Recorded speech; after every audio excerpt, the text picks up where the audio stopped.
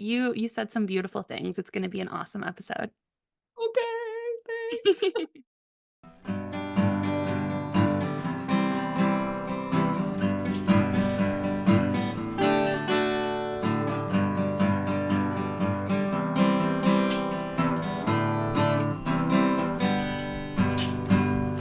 Building our community At Circle Time, learning from each other at Circle Time. When we come together, there's no mountain we can't climb. Come join us for Circle Time.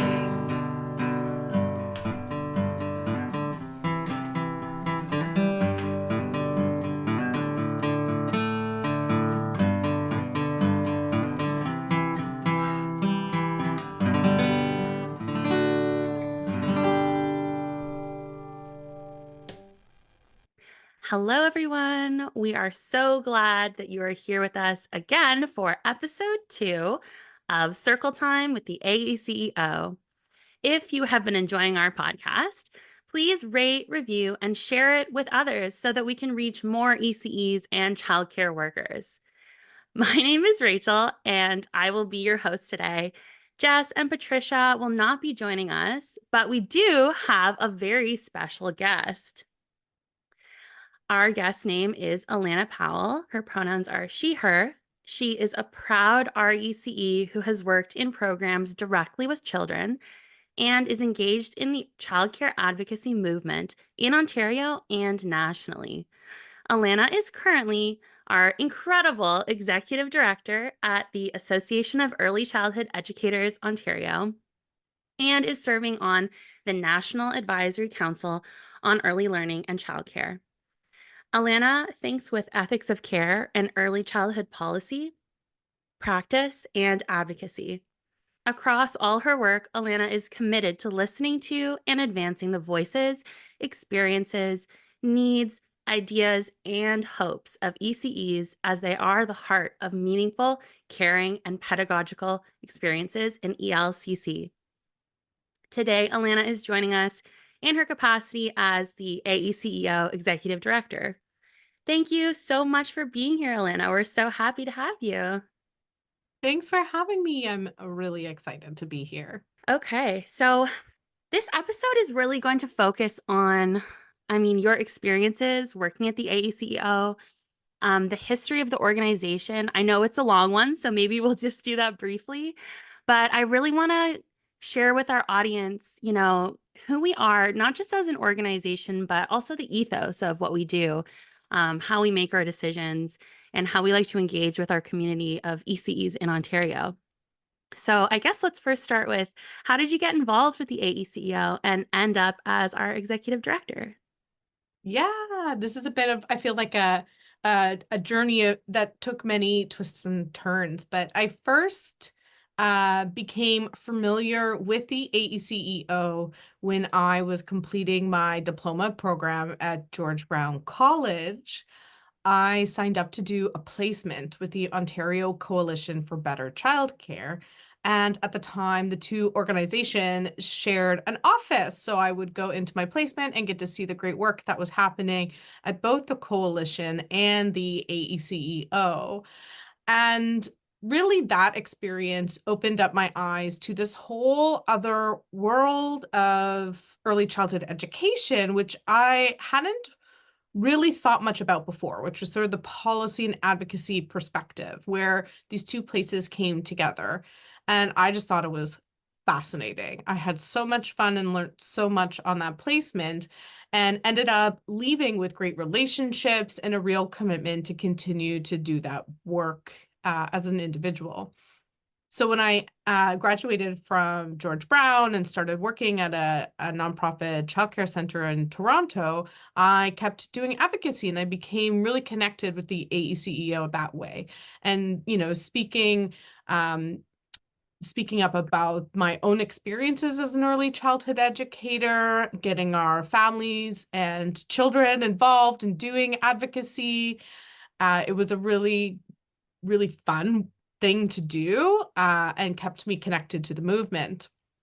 And then eventually I joined the board of the AECEO and became even more familiar with how the organization worked, and eventually got the opportunity to apply for an interim position that has now turned into here I am many years later as the executive director. Wow, that's so awesome. We're so lucky to have you. I'm so glad you found your way here. I'm so lucky to be here. It's the best job ever, I think. So you got involved with the AECO. How many years ago would that have been you did your placement, do you think? Can I do math? Why? I think, I mean, it was over a decade ago, Yeah. at least. Yeah. When I did So a my, lot has gone on in those past 10-ish years. Like things have really changed. You've been seeing a lot of that change, I imagine. yeah, things have changed in Ontario. They've changed nationally. There's been a lot of progress. Um, and I think what's been really cool is to see how the AECEO has been able to sort of pivot and respond to what we're seeing change in the childcare, early learning and childcare sector across the province. Yeah, for sure. I just want to take us back for a second to 75-ish years ago when the AECEO was first created. I was wondering if you could just share a bit about um, why it was created and how it has kind of functioned over the past 75 years. Yeah, so it's amazing. I think, it's always incredible to hear that the AECEO has such a long, rich history in this province of supporting early childhood educators, even before that was a professionally recognized title. So Yeah. the AECEO originally emerged, a group of women came together in Toronto, Ontario, and said, we need support for nursery educators, as they were calling them at the time, and created an organization to do just that, to make sure that the educators working with young children had a place where their voices were heard, where they could come together and try to affect change that would support better quality programs for children and families, more access for children and families, and professional recognition and support for the workforce. And here we are 75 years later, and many of those goals are still goals we hold and still things we're working towards. And so while the context has changed, and the AECO has changed over the years, those driving goals still remain our driving goals today. Yeah, I think that's such a powerful thing to think about because a lot of the time, the things that we're working on in present day can feel so, so intense. And it's sort of comforting in a way to think 75 years ago, there were people like us who were driven by similar values and cared about similar things and were really living their legacy in a lot of ways. Yeah, and I think we see, there's so much urgency to address the challenges we're facing. And I think we feel Mm. that early childhood educators and childcare workers feel that urgency. And there has been a lot of progress. And so while we tackle these issues that are right in front of us and so immediate, we also can see how much progress has been made. And I think that's what can keep us hopeful when times do feel so difficult, is we know there have been a lot of improvements, there's been a lot of wins, and if we keep going, we'll keep getting more. Yeah, that message of hope is such a powerful thing that I think really brings us together, which perfectly brings me into our next question. If you could share a bit about the mission and mandate of the AECO and the structure of the team and how we kind of approach our work. There's a lot in there, so feel A free to. lot in there. Okay. So, the Association of Early Childhood Educators Ontario is a professional association for ECEs in the province of Ontario. And like we already sort of talked about, we've been doing this for 75 years. Next fall, 75 years. And the purpose of the organization is really to advocate for respect, recognition, and appropriate wages and working conditions for all early childhood educators. And our mission is to build and support a strong collective voice for early childhood educators so they can participate in and influence positive change for children, families, the community, and for themselves. So, how we enact our purpose is about really the day-to-day things that the staff team is doing at the association. So it's things like building capacity and leadership of ECEs to do advocacy in their professional roles and as individuals. It's about participating in advocacy and advisory towards the provincial government, now the federal government as well, to really make sure that educator voices are heard in those spaces. It's listening to early childhood educators, capturing their questions and concerns, providing clarity on new policies, circulating relevant policy and research, and talking about why it matters to early childhood educators, how it impacts their lived experience, and supporting ECEs and childcare staff to connect with each other, become more knowledgeable about these systems that really influence their daily experience, both as professionals and as humans. And alongside our partners, we advocate for a high quality, publicly funded early learning and childcare system that should serve all children, but importantly, provides early childhood educators with the professional wages and working conditions that they deserve. So we're a charity, which means that we take a nonpartisan approach. So our work is really centered around hearing from ECEs and making sure all levels of government, all political parties are understanding the experiences early childhood educators are having, and to encourage them to put forward the best policy solutions to address those problems. We are a small but mighty team with 7 staff, which is growth for us because even as recently as about 4 years ago, there were only 3 of us. Wow. But having a small staff, there's a lot of strength that comes from having a small team. We're able to work really collaboratively, have a lot of communication across different areas of work. But I think our team is really unique and we have a lot of superpowers, and all of them care so deeply about early childhood educators. Many of them are early childhood educators. And that really, I think, ensures that we're always responding and thinking about how our work is serving our community and if we're serving them in the best way we can. Yeah, there's so much there. When I introduced you, I mentioned the ethics of care, which is like a guiding philosophy that a theoretical framework that you really are drawn to. And I think as our fearless leader, that theory is really interwoven into a lot of our work. So I was wondering if you could just share with folks a bit about how ethics of care um, is played out through the AECEO's work. I mean, we've embraced it as an organization in a variety of ways. Maybe just briefly, like, what is the ethics of care? That's a really big question too, one that we may need an entire podcast series to really dig into. Yeah.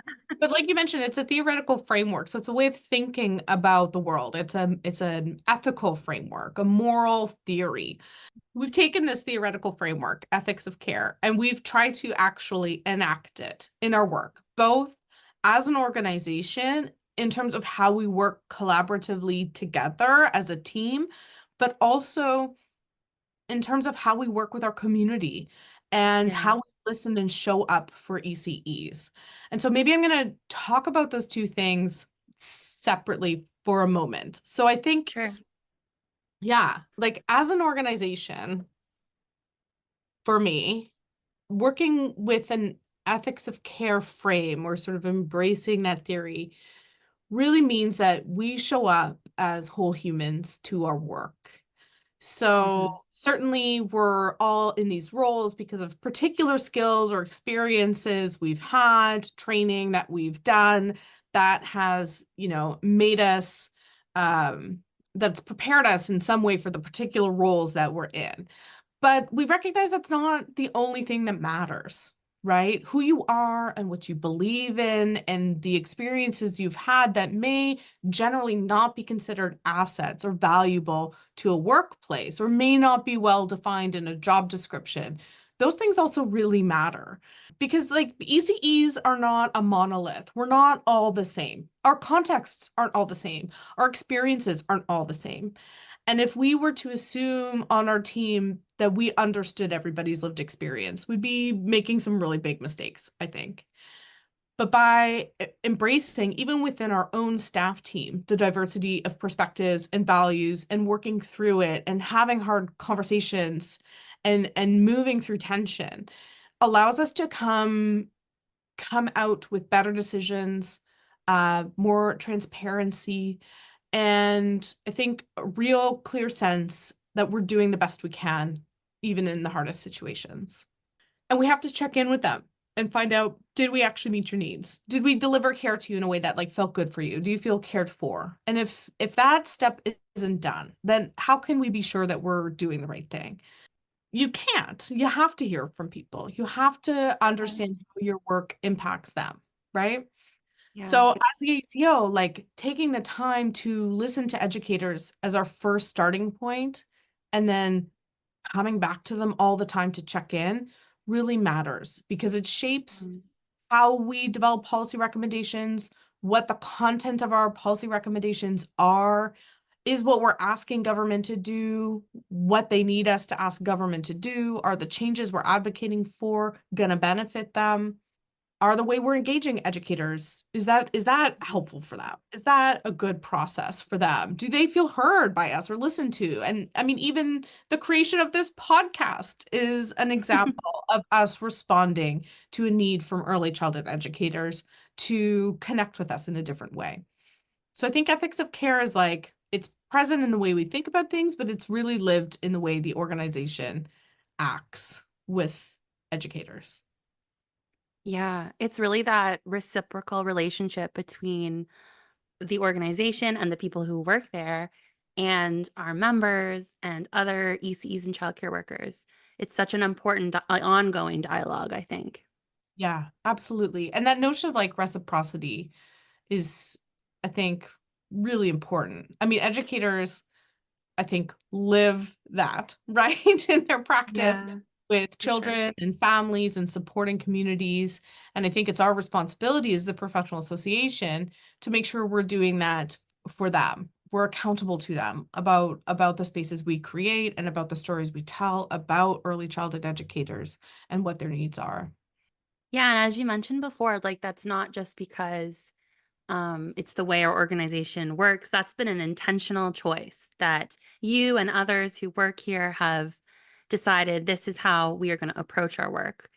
And Yeah. so you've kind of touched on this, but why does the AECO and the team focus so deeply in centering care? And why do you think that matters when we're doing this kind of work? There's this like long history too, I think, in early childhood education. There was a time where we really embraced education over care and tried Yeah. to assert our professional value by like entrenching what we do in education, which is true. Yes, absolutely. Early learning matters and is happening in early learning and childcare spaces, but so is care. And care is not less important than education. And I think we actually would argue it matters more to take responsibility, to care for someone else, to meet their needs. I mean, it's needing care as a universal experience. So providing care is not less valuable. It's actually the most important thing we can do for another person. And that perspective of seeing care as something that's ethical allows us to embrace it in our work, to align what we do with how people talk about what we do. And maybe here, like, I think Yeah. I can share a story. Yeah, Um, please do. when I was working in a toddler program, and the story, Rachel, you've heard the story before, but the story matters to me so much because I still think about it all the time. But there was a child in the program, and they were in my toddler group, and we had a really strong, trusting relationship.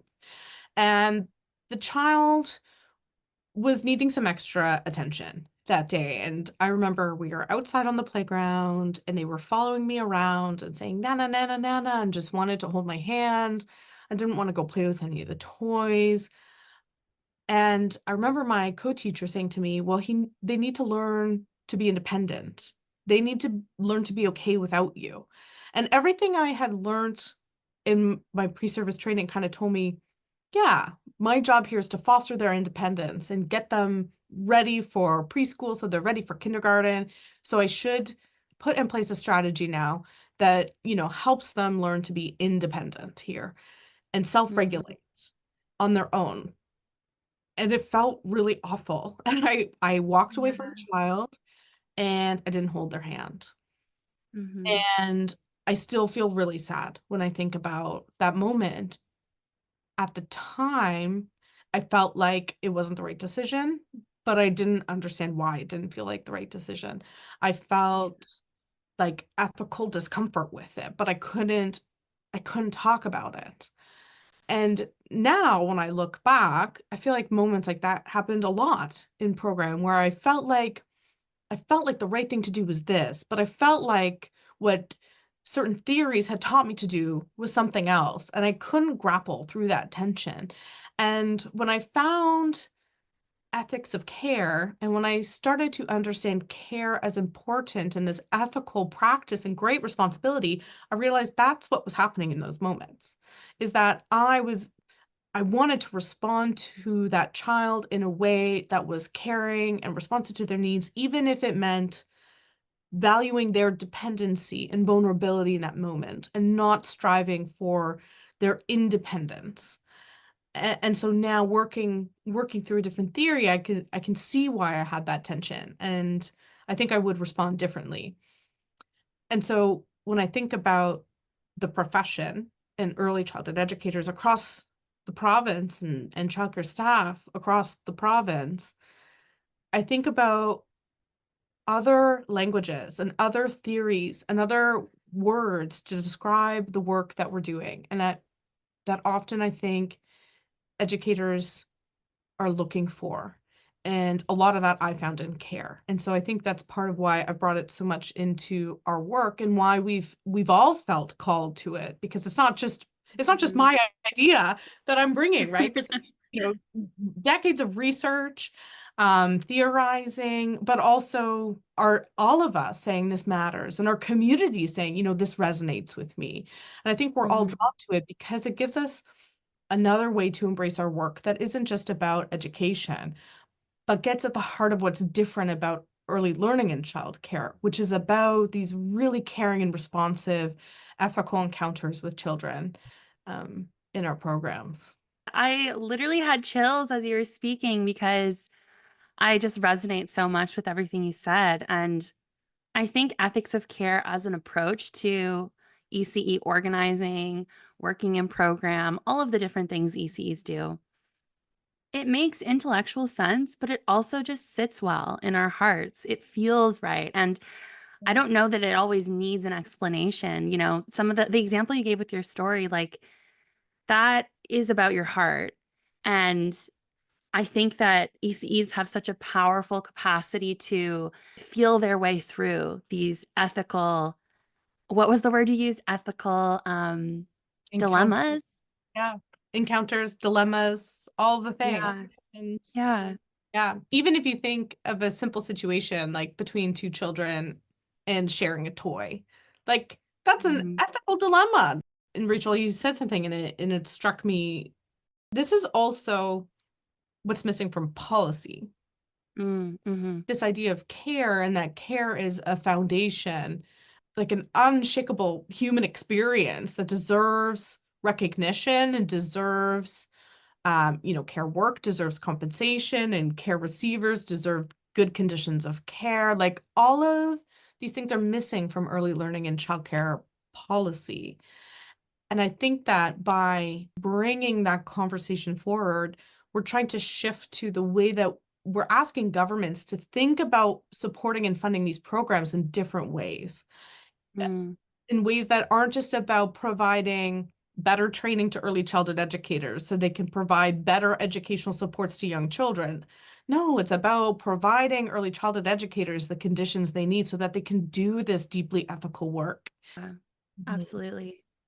And I think too, like the community that we have built and are continuing to grow with our work through the AECEO, there's so many tensions working on the floor. And in any capacity as an ECE, if you've done ECE training, I feel like you just hold the weight of the world on your heart because you understand how powerful care can be. Earlier, Alana, you said caring for someone is one of the most important things you can do. And I think that as the AECEO, we do our best to kind of live that every day and show ECEs the care that is missing from policy and that they may not have built into their jobs. We hope that we can be a space where people can find those things that they're missing and to raise their voices and ask for them and demand them loudly because they are so important. Mm-hmm. Yeah, absolutely. The ACO advocates for decent work and professional pay for early childhood educators as part of a, well-supported, high quality early learning and childcare system. And so we've got a policy position that the province of Ontario should implement and fund a salary scale for ECEs that starts at $30 to $40 an hour and starts at $25 an hour for non-ECE staff. It's really important for a number of reasons. The first one, of course, being that early childhood educators deserve to be compensated appropriately for the work that they do. But we also talk about salary scale because there's transparency in a salary scale, right? So we start to also be able to address things like racial justice in hiring, in the setting of wages, inequities across workplaces, across sectors, and that early childhood educators and childcare staff can also see growth in their income over time, right? So the salary scale does a lot of things that our current wage floor does not. And then we have, policy recommendations around benefits and pension plans, other really important compensation related elements.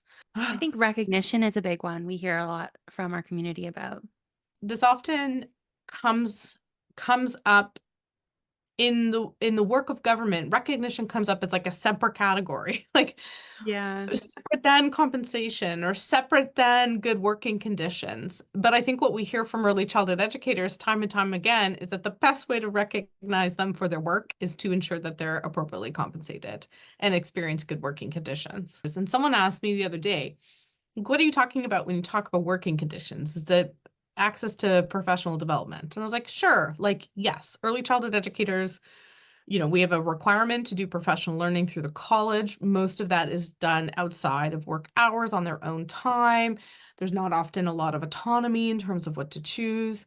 We've seen some new initiatives to provide PD days or professional learning opportunities as part of the work week, but we have a lot of work to do there. Early childhood educators should have the time to sit down with their co-teachers and do pedagogical planning together every week, all the time as part of their paid work day, right? A lot of work there, but it's even as simple as, adult size chairs in classrooms or access to a staff room or access to a locker to put away their belongings. We hear about things that educators feel are really, really little, but actually go a long way to improving the experiences they're having day to day and make them feel valued and recognized in their spaces. So I think working conditions are also really, really important and something we need to make sure that government doesn't lose sight in, because it's through things like licensing requirements and regulations that shape the working conditions educators are experiencing. I think it's also a good place to talk about our decent work charter, which I know is currently being revised, but the main ideas within that also kind of touch on a lot of what we're discussing today. Yeah, the decent work charter. I mean, I love the decent work charter, and I feel like we don't talk about it as much as we should. But what I think is so cool about the charter is that it came out of these province-wide consultations that were done with early childhood educators to talk about their experiences. And we really tried to focus in on what does the idea of decent work mean to ECEs, and then try and frame it in a way that we could advocate for that really clearly to government. And at the time, we had an amazing placement student who had this brilliant idea, and they were like, let's align the charter with how does learning happen, which was, symbolically important and strategic and clever in terms of, Yeah. an advocacy position. but I think got at the heart of something really, really important, which we've been talking about ever since, is that the working conditions that educators experience are the learning conditions that children experience. And so if we want quality early learning and childcare programs, that starts by ensuring that educators have good working conditions. And we've been trying to make that clear to government that you can't just fix quality through a checklist. You have to support educators to be able to do the work that they're qualified and competent to do. The Decent Work Charter does a great job of articulating it from an educator perspective, and we just got to keep pushing for it. Yeah. If listeners want to take a look at the charter, we have a gorgeous visual on our website at aeceo.ca. We'd love for folks to take a look at it and potentially print it and hang it up at your workplace. So, with all of that being said, what are some wins that really stand out? Because there's so much that goes into our work. I would love for you to share like one or two big ones that really kind of stand out.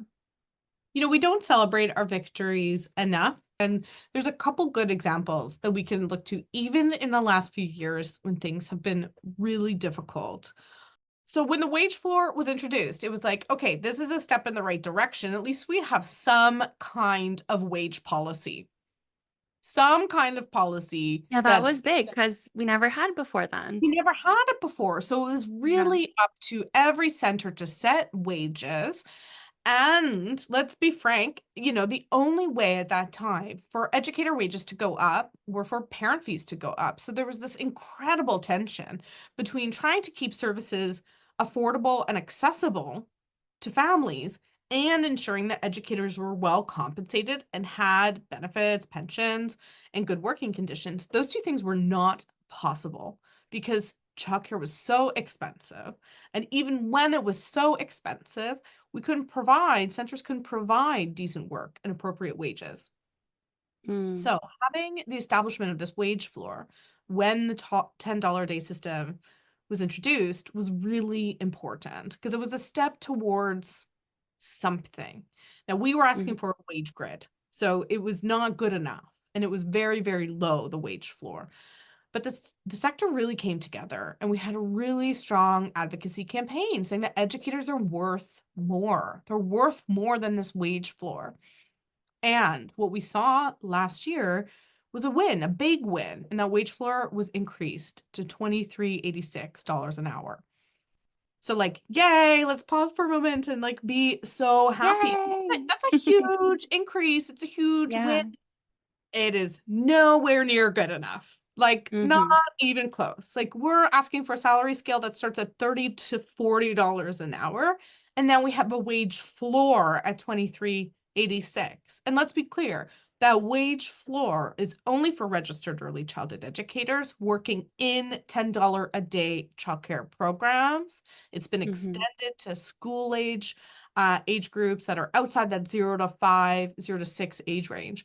But it's not equitable. Not every mhm, early childhood educator in the province has access to those wages.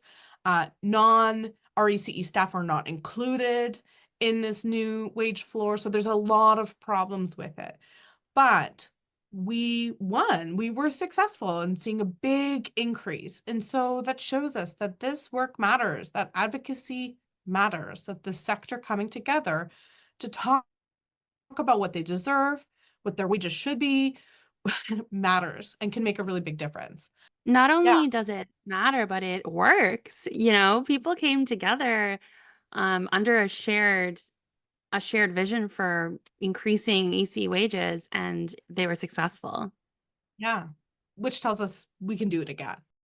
And there's been, a number of, I think, victories along the way that have made a big difference. It used to be, every year we'd have to campaign to keep the wage enhancement grant. And now that's, permanent. And now we're working on getting this wage floor turned into a salary scale, right? And we can see these good news stories happening across the other provinces and territories as well, where there's now 6 provinces or territories with wage grids or commitments to develop them. In Nova Scotia, there's a defined benefits pension plan, there's paid health benefits. So there's lots of progress happening on these issues across Canada. We're just in Ontario a little behind. And so, we got to keep fighting for it. Another big win that I think is really important for early childhood educators is the federal legislation, which, if anyone wants to go read it, it's Bill C-35, an act respecting early learning and childcare in Canada. And what really is cool about the legislation, I mean, other than the fact that we have federal legislation on early learning and childcare, which, advocates have been fighting for decades. I mean, so it's cool it exists at all. But what's most exciting about it is that it recognizes the work of early childhood educators under the guiding principle. It talks about supporting the provision of high quality early learning and childcare programs, including through the use of a qualified and well-supported early childhood education workforce. It matters because the work of early childhood educators is not only being recognized, but the fact that they deserve to be well supported. What does it mean to be well supported? Well, it means professional wages, good working conditions. So I think that the fact that this is in the federal legislation gives us a lot of opportunity to advocate for the things we're already advocating for and say, you said you're going to do it, so now deliver on it. This is your commitment. You need to make it happen. So I think that's a really important win for our community for sure.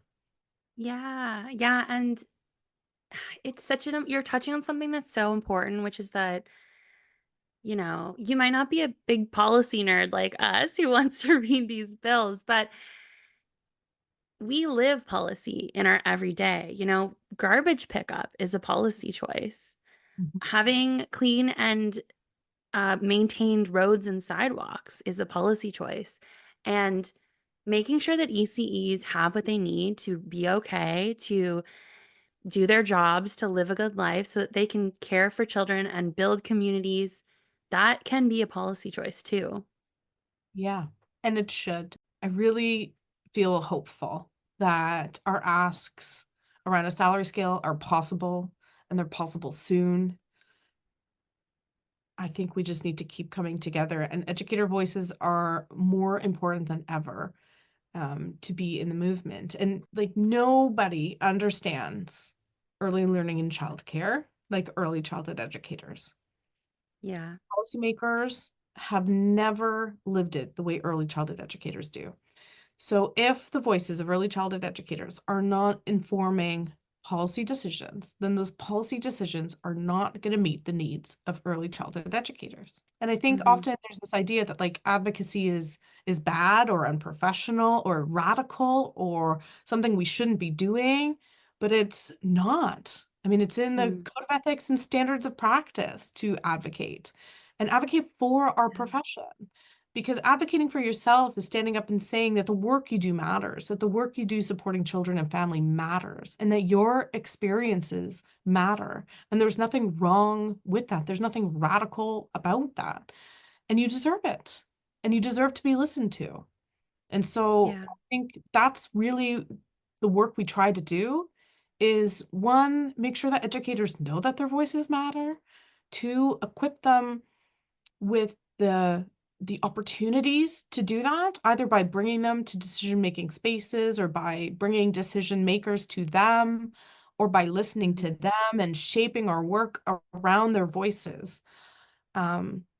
Because it really is up to us to tell government what we need. Oh, that's so well put. Yeah, and how does learning happen calls on us to push against the status quo. And when the status quo is poor wages and working conditions, we are called to push against that. Absolutely. Yep. 100%. Yes. You're worth This more. conversation is just a big hug to ECEs. I really feel like I hope that the work we're doing is a big hug to ECEs. And I hope Yeah.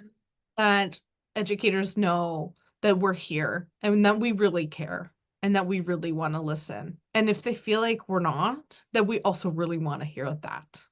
Yes, Yeah. absolutely. Our last question. No way. What is one message that you want our listeners to take away from this podcast episode? Oh, wow. That I think it's important to say to educators is that they matter. They matter, like, deeply, and not just for the work that they do with children, families, and communities, not, this important, ethical, world building work they do. Like that work is so important. But them as humans and their Yeah. well-being is important. They deserve that. So beautiful. Alana, thank you so much for coming on the podcast. We really appreciate your time and all the work you do at the AECEO Best Boss Ever Award. Thank you so much for joining us. If you enjoyed today's episode, please consider becoming a member. The link to join membership will be in our episode description. Your membership makes a difference in the lives of ECEs and childcare workers, children and families, and allows us to continue doing this important work. To all the members currently supporting us, thank you so much. To all the ECEs and childcare workers listening, you matter and you are so important, and we are so lucky to work with you and know you. And we'll see you next time.